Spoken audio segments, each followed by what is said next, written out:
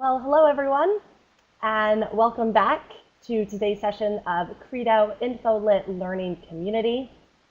My name is Sarah Lustig, and I am your co-host and course coordinator. We have a great session today, and it is our third of four that is scheduled. Before we officially begin with our special guest speaker, I'd like to introduce you to Henrietta Verma. She is from Credo, and she is here to tell us a little bit about today's session. So go ahead, Eva. Thanks, Sarah, and hi, everybody. I hope you're not all dealing with weather issues like I am. But thank you for joining us today. It is the third session in our speaker series, as Sarah said. Our two previous sessions, if you didn't catch them live, are recorded and archived in our learning community site. So please check those out when you get a chance. Today, I would like to welcome Ellen Carey, who you can see there beside me. Hi, Ellen. And Ellen's a librarian and assistant professor at Santa Barbara City College. Today, she's going to talk about applying the ACRL framework while engaging faculty and students in critical thinking work. Before Ellen gets going, I would just like to remind you that we'll have a Q&A session at the end of the presentation, so please store up your questions for Ellen for the end. All right, it's all yours, Ellen. Take it away. Okay, thank you. So hello, everyone. And as Etta said, I'm a librarian and assistant professor here at SBCC. I also coordinate our instruction programming. So we are, as our director says, a small but mighty team. We normally have 4 librarians for about 14,000 full-time equivalent students. About 18,000 individual students. And for 3 of the last 4 years, we've been operating with 3 full-time librarians. So we all do a little bit of everything, but my main domain is instruction and assessment. And we've also been really involved in the framework from the start. We were one of a handful of community colleges that took a look at an early draft to give feedback from the community college perspective. So it's something that I've been working with for several years now. And so I'm going to talk some about what we've done with the framework in a lot of different contexts on the institution-wide basis, as well as here in the library, how we've used the Credo information literacy modules along with the framework, and then some specific examples of active learning strategies that we've used, that some active learning techniques, and also focusing on the framework in instruction. So the good news about our institution, even though we are short-staffed and often flying by the seat of our pants in terms of doing instruction, is that we are well respected as educators by other faculty. We are, our positions are faculty positions. And in general, the library has a good reputation on campus, which is not to say that our faculty as a whole necessarily understand what we do as educators. So right around the time, let's see, I think it was in between when the framework was first published and when it was officially adopted by ACRL, our college was involved in a process to revise our institutional student learning outcomes. And we have since revised our program student learning outcomes in the library, and also we have a credit-bearing course, so we've revised that. So I'm going to talk about some of that process too. But I want to, I don't know if everyone else can see this slide. Okay, good. It was resizing on my computer. In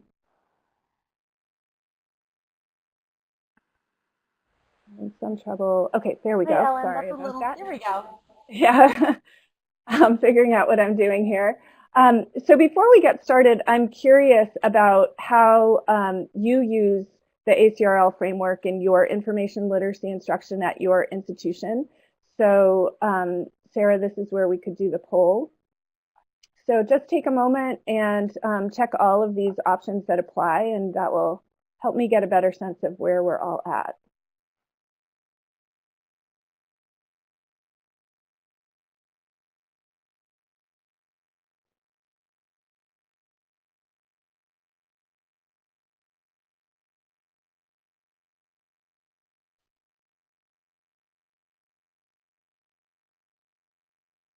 Oh, it's great to see how many libraries have program student learning outcomes based on the framework. That's great to see. And yet, there are still a lot of us who are not really using the framework at this point. I hope this presentation can give you some ideas and maybe some inspiration about how you might be able to do that. I'm surprised to see how few of us have information literacy as a graduation requirement or based on the framework. I will say we do have an information competency graduation requirement. In our official board policies and procedures, it is not defined, which is both a good thing and a bad thing. The only definition of it is just something that our former director supplied to the academic counseling department to put on the website. And that's pretty much language taken directly from the old standards. So we're not sure, that was several years ago, we're not sure how we're going to go about changing that language, but we're hoping that we can just replace that with language based on the framework. And you'll see as I go along that we have been able to do some of that with our institutional learning outcomes. So thanks for participating in that poll. And go on to the next page. So I already talked a little bit about what we're doing here at SBCC. I do want to say that I'm not going to give you some sort of magic pill that will allow you to do instruction in the one-shot kind of way that most of us are familiar with, that will suddenly allow us to churn out information literate students after one session. For us, the framework, especially at the beginning, it really was just a shift in perspective for us.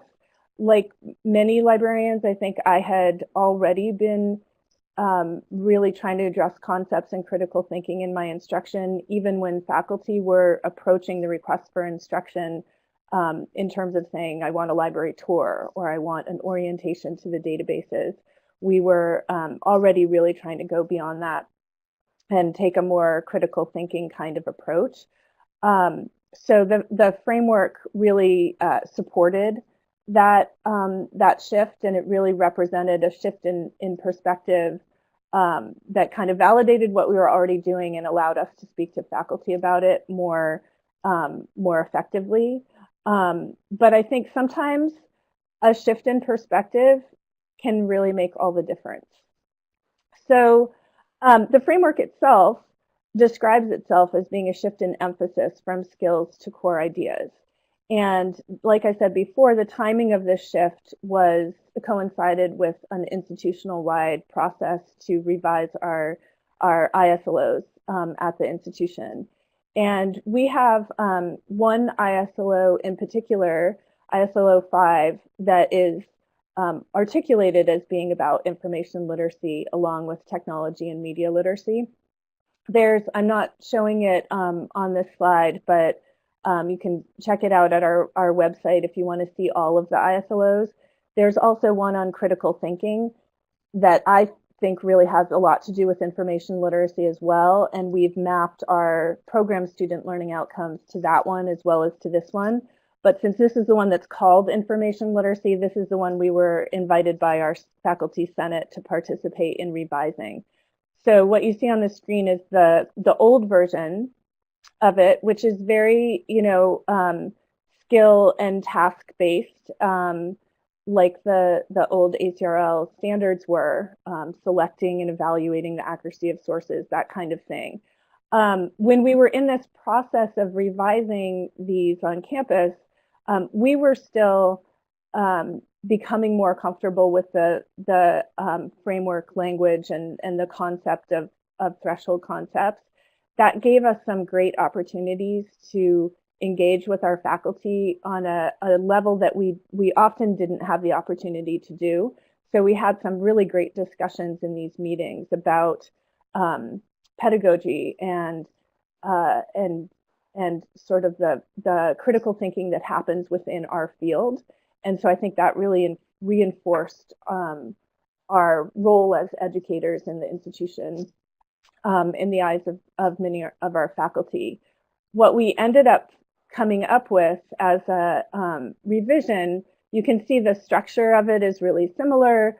What's highlighted in green, bold green text on the screen represents the major changes we made. So we're just infusing some of the framework language in this, like strategically searching for and selecting resources, approaching research as a process of inquiry, adding the word analyze to using technology, and talking about the value of information in different disciplines, and also acknowledging students as creators as well as users of information. In retrospect, I wish we'd advocated for even more changes to this, a really completely different approach to this ISLO.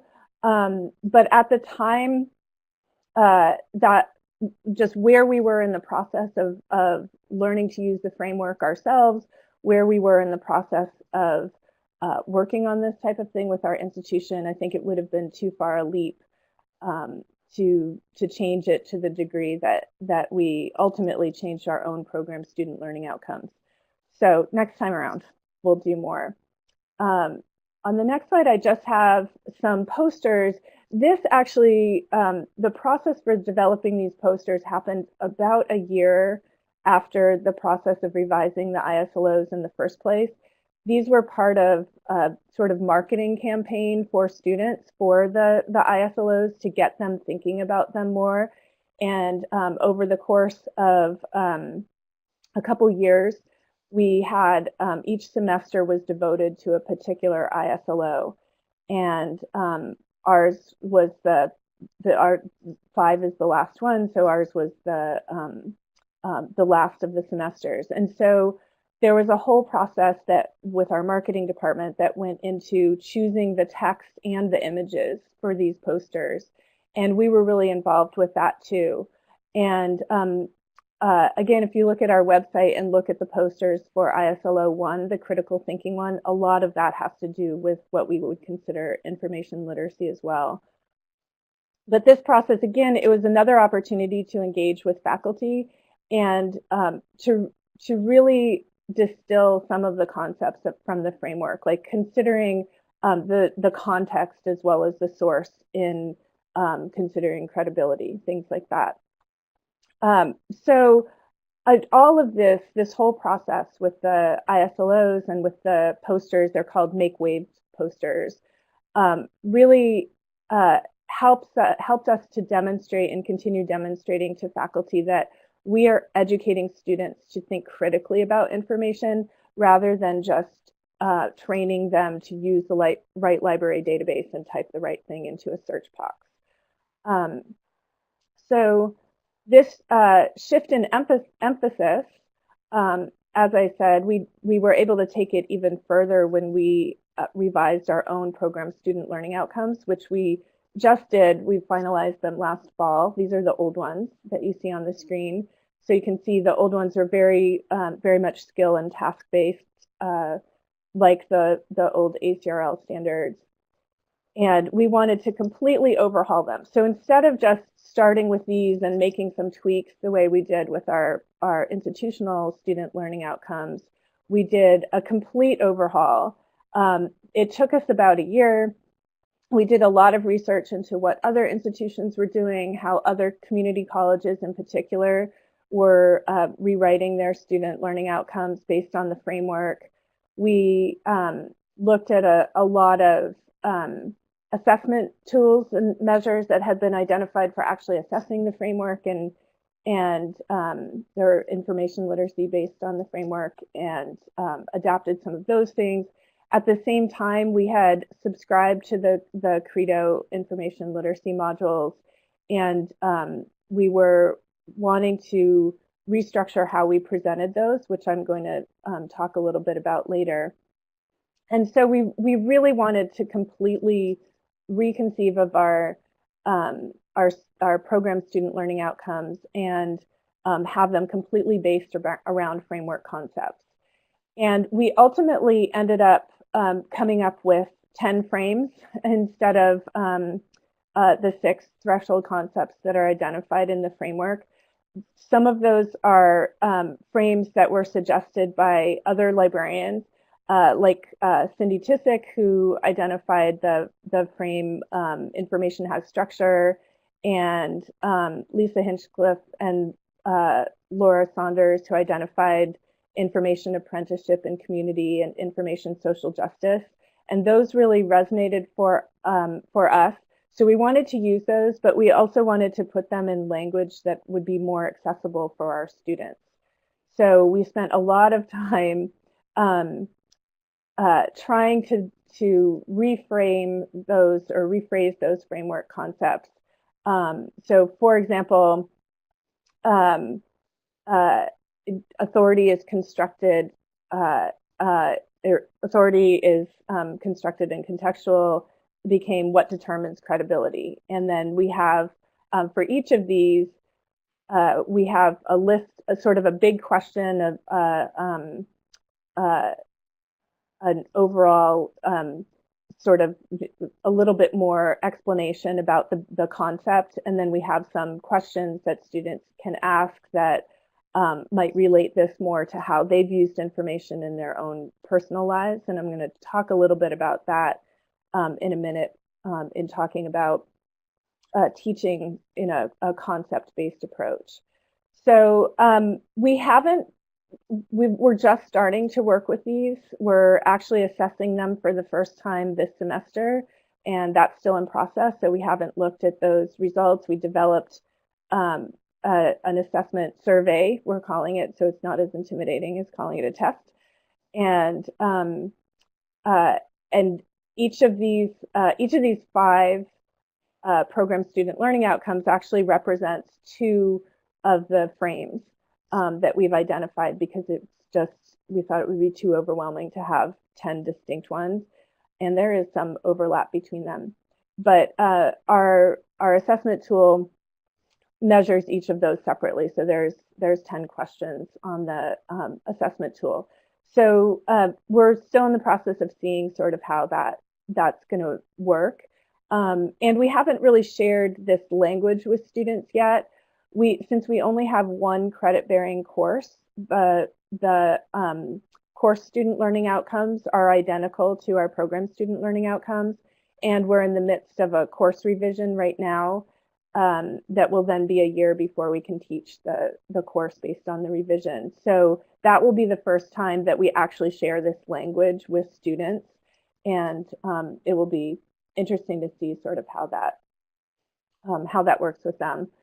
We did do some speaking with students as we were developing these concepts, and but those were mostly students who already have some connection to the library, like students who work in the library. So we'll see how that goes over time. But as far as actually teaching, I think it's really important to make the distinction between teaching for performance and teaching for understanding. And that, yet there's some tension around that, because we also need students to know how to find a library database and what to type into a search box, and those sort of things that seem more like practical skills rather than concepts. And so we try to take a concept-based teaching and learning approach. And this is an approach that engages students in thinking critically about big ideas and relating those big ideas to the content and skills that they're learning. So the threshold concepts, like I said, are big ideas, and the way we rephrase them are the ones that we're using. And the big ideas in this concept-based teaching and learning approach are not meant to replace content knowledge and skills, but to reinforce them and make them more meaningful. And active learning strategies engage students in thinking about these big ideas in sort of real-world ways. And I'll give some specific examples of how we've applied this approach.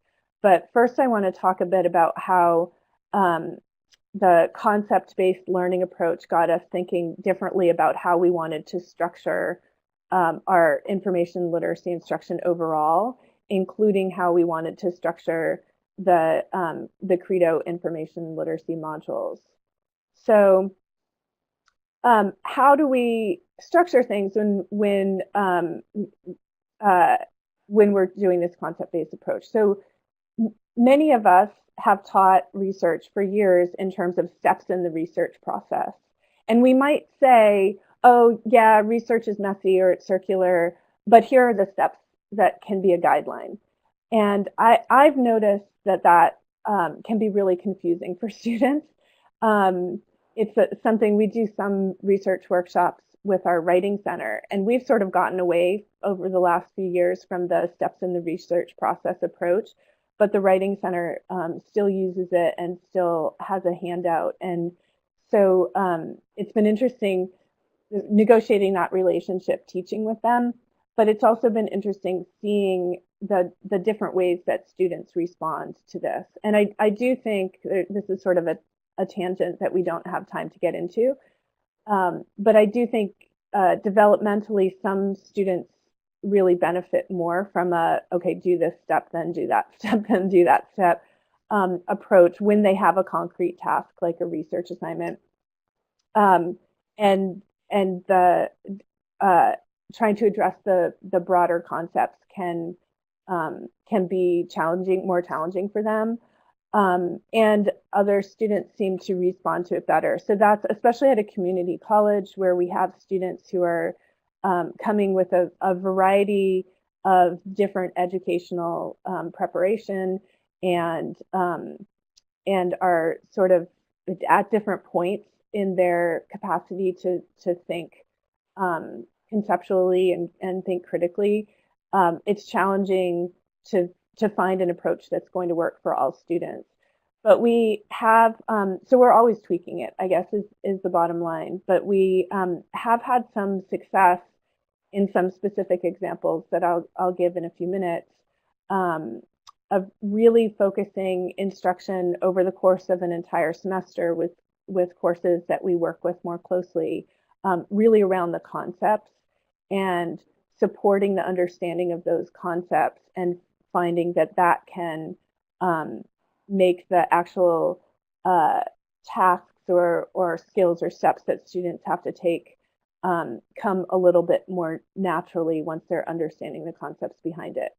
So we really wanted to take a concept-based approach to structuring our subscription to the Credo modules.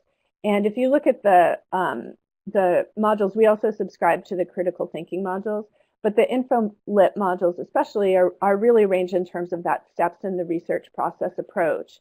And we wanted to arrange ours more by those concepts, exactly the concepts that match our program student learning outcomes. So here's a slide where you might be able to read them better. So we chose not to completely restructure everything on the Credo platform. We had actually, before we subscribed to the Credo modules, we had created a course in Canvas, which is our learning management system. That's just an ongoing course called the Research and Information Literacy modules. And we had our faculty resource center create that course. And we were in the process of populating it with learning objects and sort of playing around with how did we want to structure it. And then we learned about the Credo modules and did a trial for them and realized that a lot of the content was really great and was really going to help us, but the way it was structured was not so much what we wanted. So we've had some, mostly I've had some debates with myself because we are a small team, and so this is mostly a project I've done sort of on my own, and then I'll come up with something. Here are the PSLOs I think we should use, and we'll talk with the other librarians about it at that point. But I've done a lot of the thinking about this on my own at first. And so I've been debating sometimes, do we want to completely change the structure on the Credo platform, or do we want to do it just in Canvas? And so for now, we're doing it just in Canvas. That may change in the future.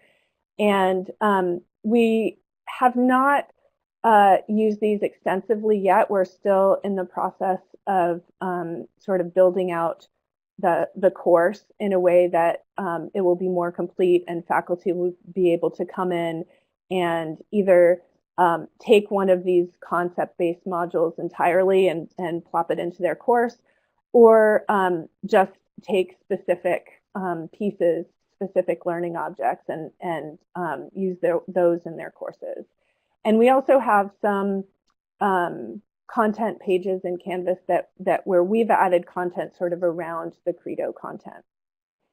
But we also know that students and most of our faculty still approach information literacy from a you know, I need to know how to do XYZ kind of approach. So oh, this is before I go there. This is just sort of an example of our mapping between the Credo structure and our own structure.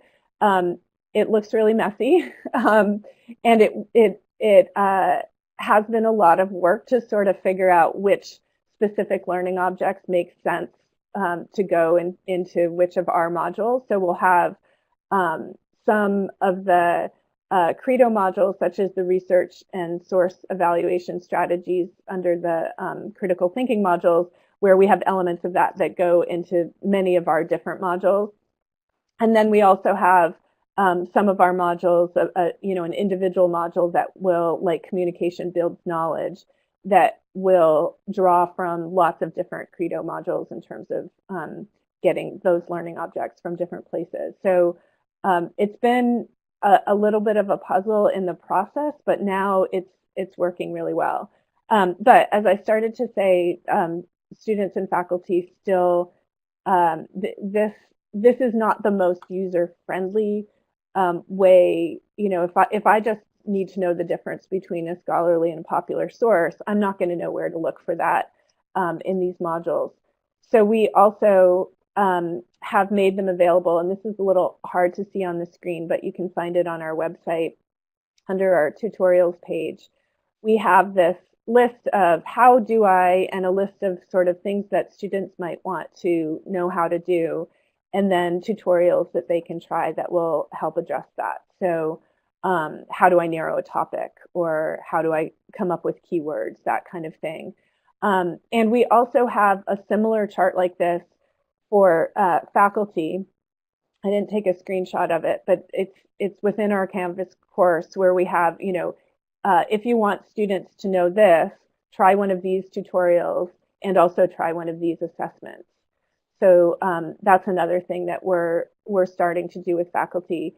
Our goal is that once we sort of launch the modules officially, faculty will be able to sort of use this on a self-serve basis with as much or as little support from us as they want. At this point, we have been working, the ways we've used them so far is mostly in working with faculty that we already have relationships with and already do instruction for. So this is an example of a research guide for an introductory physics class, and it's a physics class for non-science majors. So students who have not necessarily had any classes that are going to introduce them to how research happens in the sciences, or what a research study is, or what peer review is even. And so these are, you know, our version of LibGuides. They're just on our WordPress website, and most of them take sort of a similar approach, and most of them are structured in sort of a steps in the research process approach.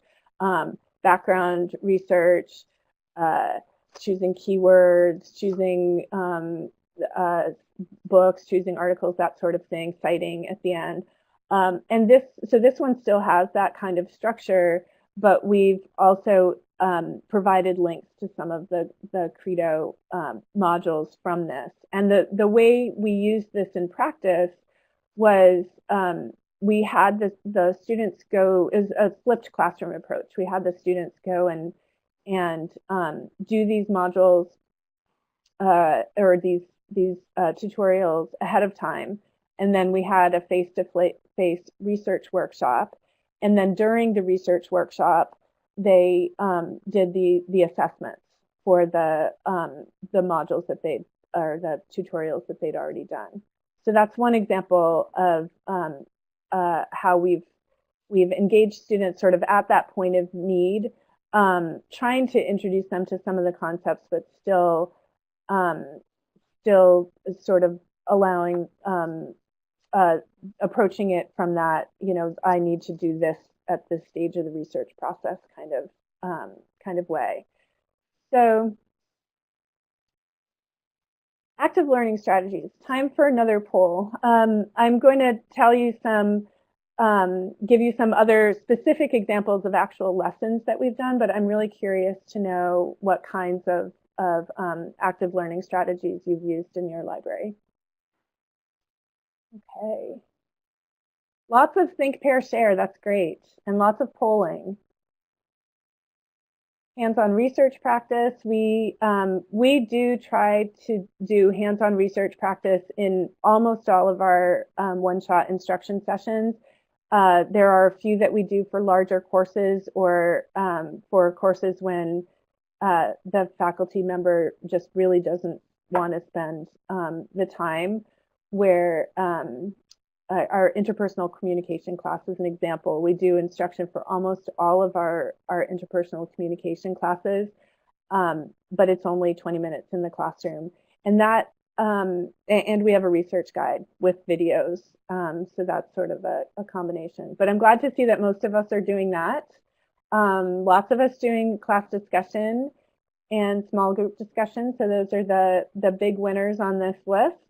I'm gonna take a look at the chat to see what other people have been saying. So in-person activities, human database sorting, great. Lib guide and research guide creation, great. So problem-based learning, I'd love to know more about what people are doing with that. And great, so it's good to know that you all have some experience with these. I'm also curious how many of your one-shot instruction sessions would you say include at least 2 different activities?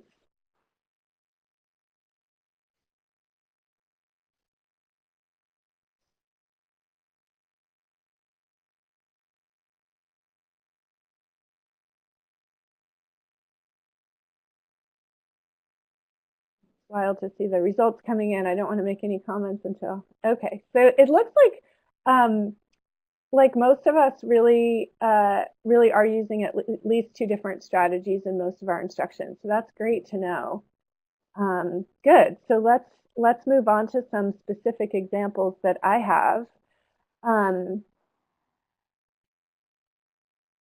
So this is one that I've begun to use in almost all of my research workshops, at least in courses where there's going to be a significant number of the students who are probably doing a research project for the first time or for the first time in college. And it's a think, pair, share activity. So for those of you who aren't familiar with that, the students do some thinking about a problem or concept on their own, and then they discuss that with someone sitting next to them or a small group of people near them, and then their group shares with the larger group. And so this is one where I've asked students to draw the research process, and I'm careful to use the word draw because I want to sort of expand their thinking. I don't want them to necessarily feel like they have to just come up with a list of steps. And so I'll say draw it in the form of a picture, a map, a diagram, a chart, a list, whatever, however you think of it. And this drawing is one I got off the internet, but I did actually have a student once who drew a picture of himself crying. And so that was, and he was being kind of making a joke out of it, but it led to a great conversation with the larger class about how research feels. And so then we talk about that, and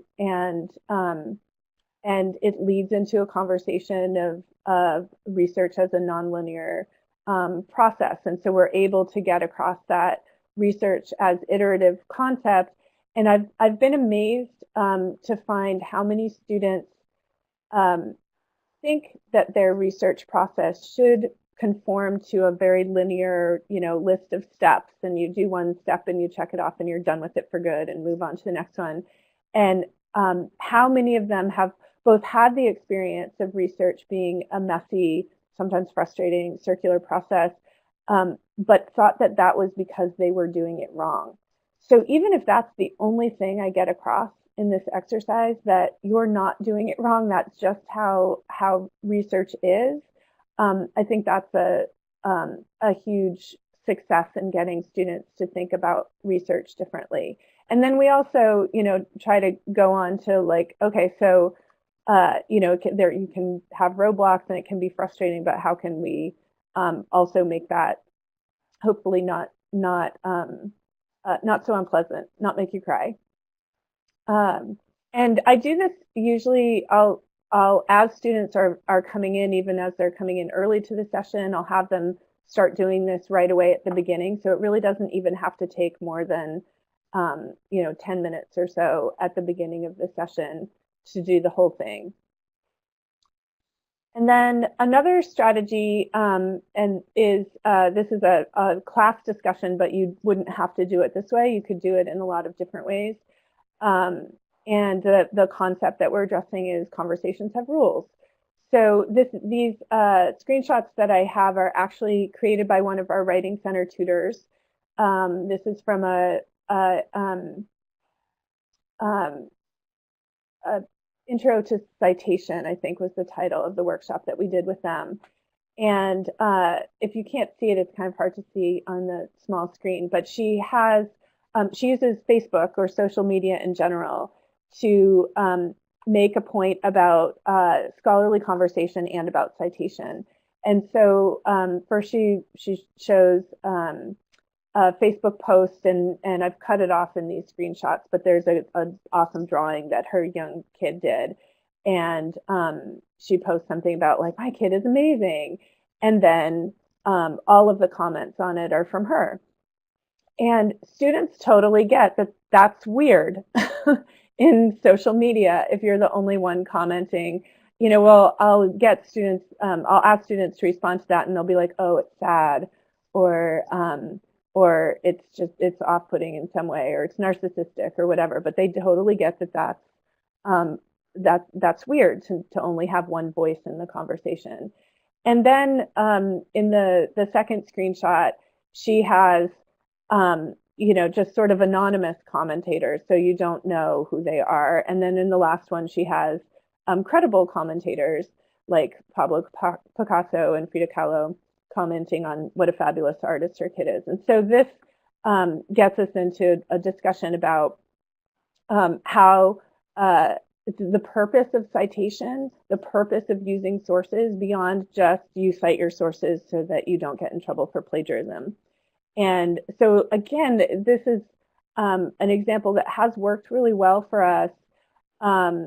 It doesn't actually teach the students the mechanics of citing. We still have to do that later, but at least for some of the students, it seems to get them to a point where they're understanding the purpose more, they're understanding the connection more easily, understanding the connection between in-text citations and the works cited list because they have this context for it. The next example, so this is an online discussion in our credit-bearing Library 101 class on fake news and filter bubbles. And so the concept that we're trying to get across is that information is created, shared, and valued in different ways. And we have a fake news research guide. And so the tasks are that students have to watch a TED Talk by Eli Pariser on filter bubbles, and then they have to choose one of the articles linked from the research guide that talks about fake news, and then participate in a discussion where they write their own post and then respond to at least one classmate's post about, there's a series of questions, but how fake news has affected them. And then also what strategies not only can you use to avoid fake news, but can you commit to? And we get them talking about like what's realistic and not realistic in terms of trying to avoid fake news and filter bubbles. And this quote here is one of my favorites. This is from the first time I used this activity in my class. And this is an actual quote from a student. First reading this assignment, I didn't think I had been affected by fake news. Boy, was I wrong. Fake news has been affecting me without me even knowing or realizing it. And every semester I have students who participate in this discussion who have that experience, a really eye-opening experience of the sort of the larger online information landscape and their part in it. So rather than just thinking of these sources as something sort of outside of themselves that they have to go and find and plug into their work, really thinking of how they are part of this landscape and how it affects them and how they can make choices about that. So it's been a really fun assignment, and we do the students do a course and self-evaluation at the end of the class, and they often refer to this as one of the discussions that was really meaningful for them. And then this can actually be done either online or face-to-face. I've done it in face-to-face classes. But the concept that credibility means different things in different situations. And this, I think, can be a really tricky one. And I know there's been a lot of discussion. I've seen a lot of discussion on the ACRL Frame listserv and other places about sort of the mutability of authority versus the absoluteness of credibility and all of that. And so this is a difficult concept for us to grapple with. And so, of course, for first-year community college students, it's going to be challenging. They just want to know, is this source credible and can I use it? And I had developed this proven list of questions a few years ago because we had been using the CRAP test as a source evaluation tool, and found that some of our faculty and students were offended by the acronym. And so we wanted to have something that was not offensive to anyone, but also where the acronym was meaningful, where it was a word that would mean something. So I know there's the CARS one, but CARS doesn't necessarily mean anything in terms of the word CARS doesn't mean anything in terms of credibility. So I came up with this acronym PROVEN, and the first version of this was still really kind of based on a checklist sort of approach to evaluating sources. This one is much more based on a framework approach and thinking of context in evaluating sources, not just, is it peer reviewed or not? And so in this activity, we'll talk about this. It's usually something that's done a little bit later in a session where we've already talked about credibility in different ways and different types of sources and things like that. And I've used it in one specific class actually where students have very strict instructions. It's a social science 101 class, so a survey of the social sciences, and students work in groups, and each member of the group looks at the joint topic that their group is addressing from the lens of a specific social science discipline. So they have to not only find credible sources and peer-reviewed sources, but they have to represent their disciplinary lens, and which is a difficult concept for a lot of students to grasp. And then it's also difficult for them to determine. And the sort of rules, the professor's rules for the assignment are that it represents the disciplinary lens if it's published in a journal. If their lens is economics, if it's published in an economics journal, or if it's published in a psychology journal, but an economist wrote it. So they have to do a lot of sort of figuring out what discipline is represented by the journal itself, and then also what the background of the particular author is. And it's something that where I really see the different levels the students are at a lot, and some of them grasp it pretty well, and some of them really have trouble even grasping the concept. And so in that context, peer review is great because then they're learning from each other. And so they use this proven guideline, and in this particular class, they use their other stricter requirements for credibility to evaluate each other's sources and help each other figure out what's a credible source for that particular purpose. So that worked well. And then this is another activity actually for that same class. This is, I have to say, my favorite activity. I love doing this with students. I've also done it with faculty in some professional development contexts. So this is the concept that we're getting across is the organization of information, and wanting to get students to not only understand that the way information is organized in a library or in a database, it is based on choices that humans have made. It's not like information already exists in these natural categories, but then also to more effectively use things like subject headings and library catalogs and databases more effectively, but also critique those, critique bias in subject headings, for example.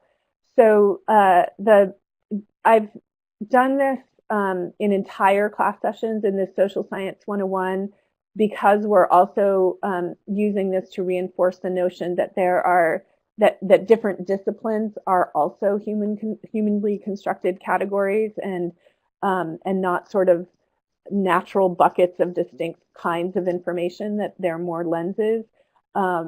We spend an entire class session on this, and we really link it to that course content. In other classes, I've done it as a quicker activity, and then we've jumped pretty quickly into looking at bias in subject headings, for example. But the activity is each group gets a bag. I actually have them over on my bookshelf. I should have given you a show and tell, but they get a bag of different kinds of fruits and vegetables. So canned, fresh, dried, a raw potato and potato chips, different things like that. And then in their group, they have to decide how to categorize these items. There's about 13 items, and the only rules are there have to be more categories than the number of items. And there have to be more than 2 categories. So, fewer categories than the number of items and more than 2 categories. And they have to come up with a scheme. They have to be able to articulate their scheme, why they chose that scheme, what their rationale was, and then they have to be able to defend that to the larger class as the best way to organize these things. And the students get really into it, and they come up with really creative schemes. Sometimes it's like, what are you going to eat first in the zombie apocalypse? Or, what is going to be the most interesting in a painting or whatever. And so they come up with really, really interesting ways to categorize these things. And then we discuss their differing reasons, and it leads into lots of great different concepts related to the framework. Even how authority is constructed and contextual. Your way of categorizing these things might be perfect in one context, but not accurate in another context, if you're a botanist, for example. And I didn't create a poll about this, but maybe you could put it in the chat. Which of these things in the image on the screen is not a berry?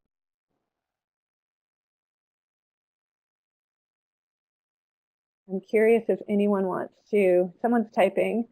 Anyone wants to take a guess? Okay, banana, we have one, zucchini.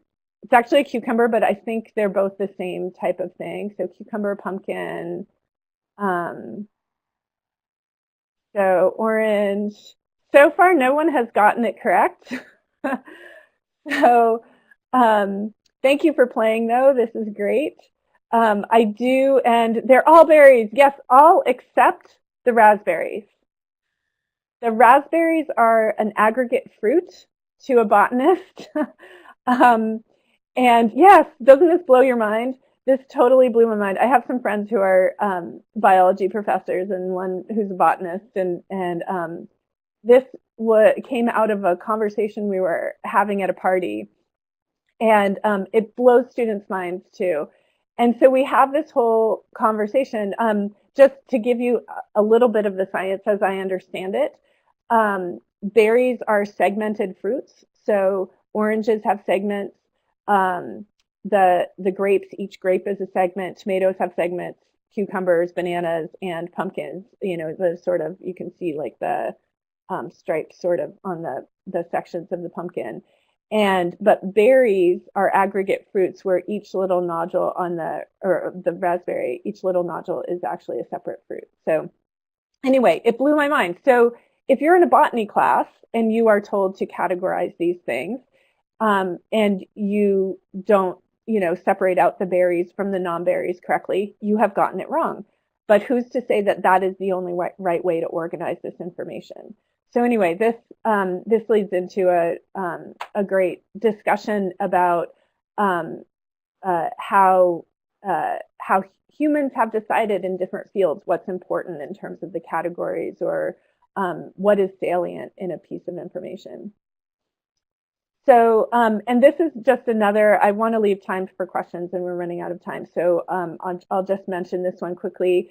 This is a great TED Talk. I don't think I provided the link to it, but I can give that after. It's a TED Talk that looks at a variety of different things. It's only a few minutes, like 3 minutes long. But one of the things it talks about is how in Japan, the blocks are named and the streets are not. And yet we've decided in most Western countries that the streets should be named and the blocks don't have names. And so this is another thing that really gets students thinking about what information we think is important to even name. So how do we know it's working? I've talked about that. I mentioned that a few times in earlier slides. Right now, we just have anecdotal information. We haven't done formal assessment, or we're in the midst of our program student learning outcome assessment, but we haven't done formal assessment comparing sort of this approach to instruction to approaches we've taken in the past. But anecdotally, we can see that students are more engaged when we ask them and expect them to think, rather than when they're just following along a list of steps. And students seem to be grasping the why of the things that we're asking them to do, like why use peer-reviewed sources, why cite better when we lead with these concepts, and they seem to be choosing better sources overall.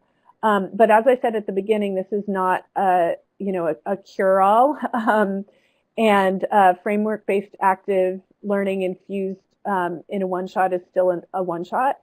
And so we're still constrained by those same limitations in terms of staffing and scalability and things as we were before. But I think it certainly makes my instruction more interesting, and I've been making different kinds of connections with students. So I think, and with faculty. So I think that's a good thing.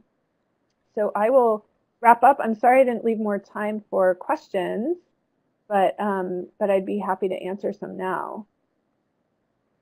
Sure, thanks, Ellen. It's no problem that there's only a few minutes left. I want to remind the audience that they can continue the questions and the conversation in our learning community, where there's a discussion area. So I see in the chat that people were talking among each other, which is great, and please do continue that in our discussion area. But there were questions. Yeah. One person asked, is the credit-bearing InfoLit course required at your school? She says that at her school, ours is elective and never runs.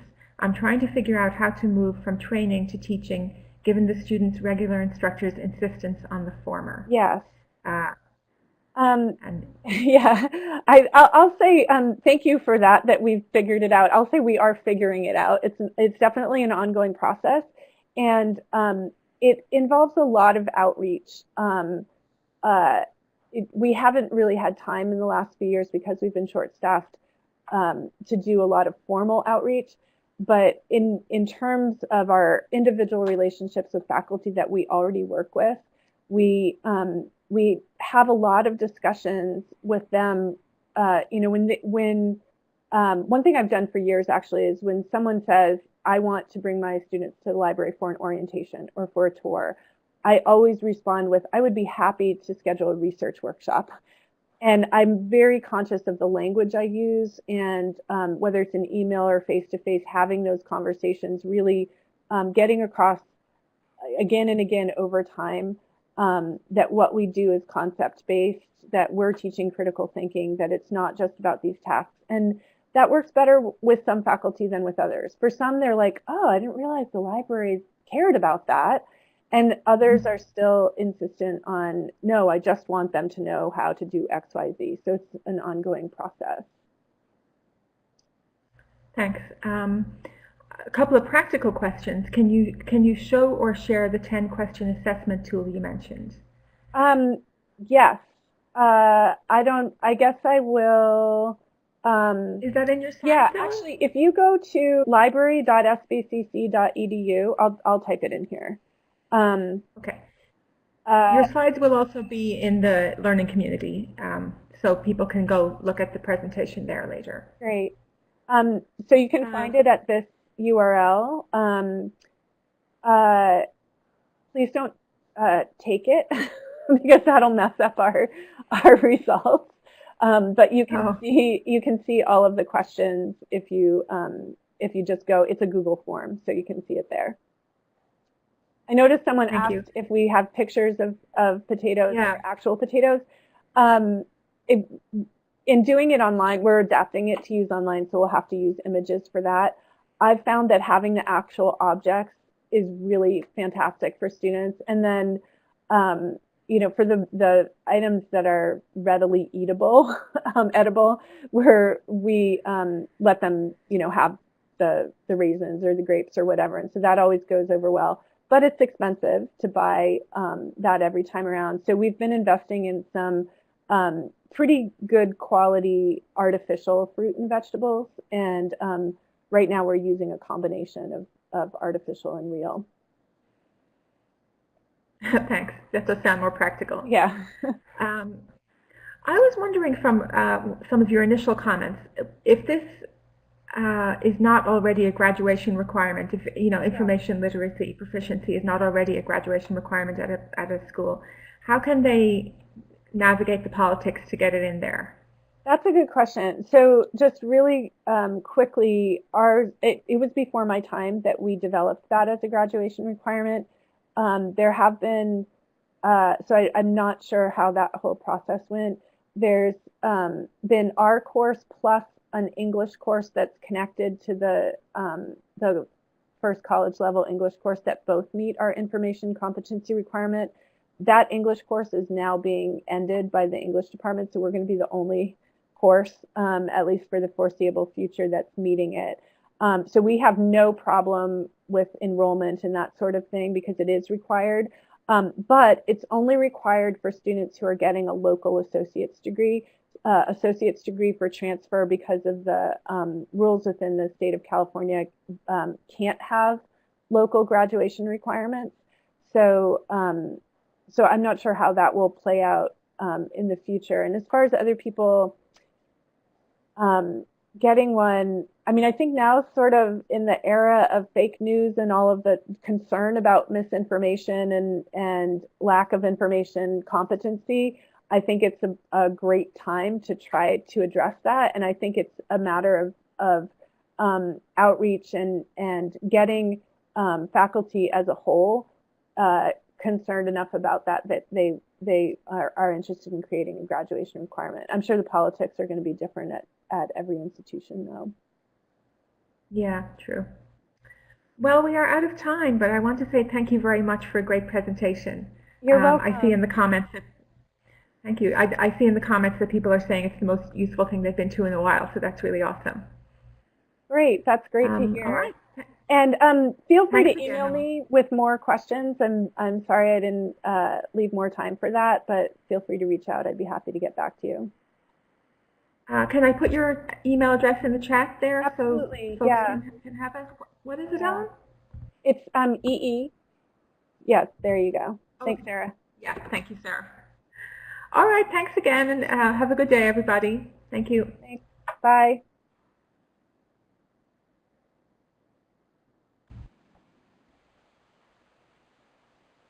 Hi, everyone. I just wanted to join in for a quick moment. And I want to invite you all to please continue on with any discussions about today's session. And please join us again. We have April 26th at 2 p.m. with Vanessa Otero. She is a patent attorney and creator of the media bias chart. So please join us for that, and she will be speaking about information literacy in a new media landscape. It's going to be very exciting. And again, thank you all for being